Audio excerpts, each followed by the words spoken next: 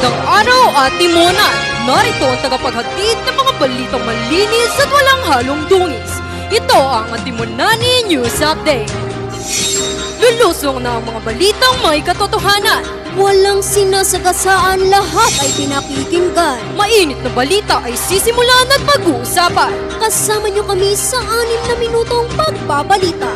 Ito ang tambalang Alison at April. Magbibigay ng tapat, sapat, karapat-dapat na pagbabalita. Hamon na sunod-sunod na bagyo sa operasyon ng gobyerno. Dating Pangulong Duterte at Dilima nagtagpo sa House Squad Committee hearing. Para sa detalye ng mga nagbabagang balita. Sunod-sunod na bagyo sa Pilipinas nagpahirap sa operasyon ng gobyerno. Ayon kay Pangulong Ferdinand Marcos Jr., iniyag niyang handa ang gobyerno para sa epekto ng bagyong Nika.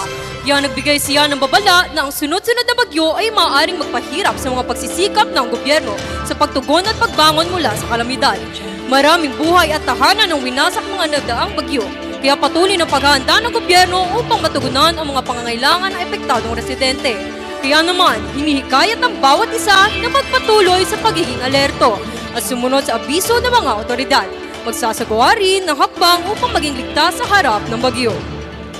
Dating Pangulong Duterte at Dilima nagtagpo noong Miyerkules, Nobyembre 13 upang ipagpatuloy ang House Squad Committee hearing. Dalawang personalidad na may controversial hinggil sa extrajudicial killings at war on drugs. Si Dilima ay nakulong ng halos 7 taon at ngayon ay nakalaya na.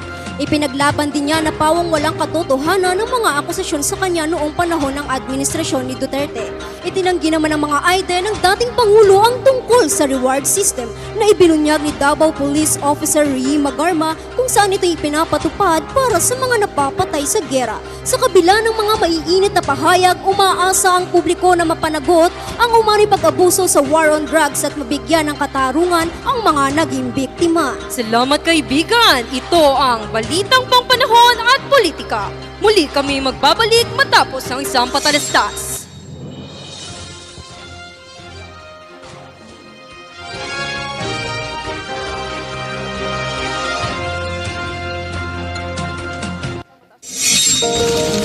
Nay, hindi tuloy ang pasok bukas. Nag-chat po yung kaklase ko at nagtingin na rin po ako ng post sa Prio at Timonan. Nakakapangamba naman po ang sunod-sunod na bagyo. Tama yan anak at sinisigurado mo ang mga announcement. Nakakaawang ang kalagayan ng iba kaya sana ilumigas na sila igat.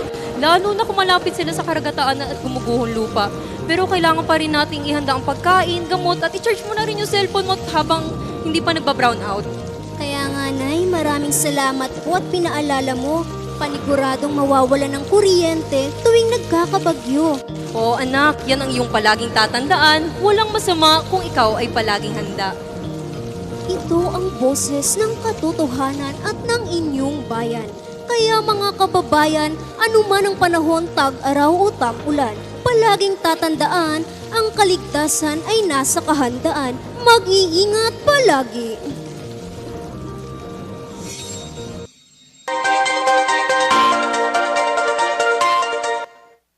Ito ang boses ng katotohanan at ng inyong bayan. Muli kami nagbabalik para sa mga balitang sinaliksik at liglig. Chelsea Manalo, pinakaunang Miss Universe Asia. Kamakailan lang nitong 17 ng Nobyembre, taong kasalukuyan ay dinaos sa 73rd Miss Universe sa bansang Mexico. Lubos na sinubortahan ng ating mga kababayan ang pambato ng ating bansa na nagmula sa lungsod ng Bulacan. Si Miss Universe Philippines 2024, Chelsea Manalo, ay winagayway ang bandera ng Pilipinas na may confidence at pride.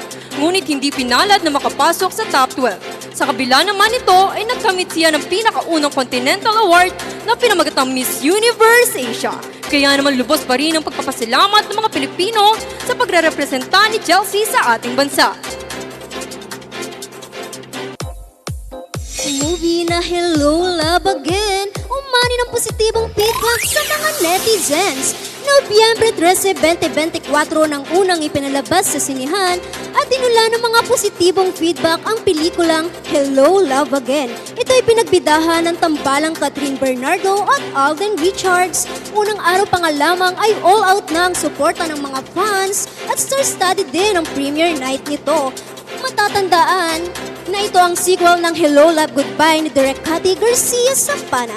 Makalipas ang 5 taon, ang pelikula ay collaboration ng Star Cinema at GMA Pictures. Dumalo rin ang mga opisyal ng GMA Network at ABS-CBN bilang suporta.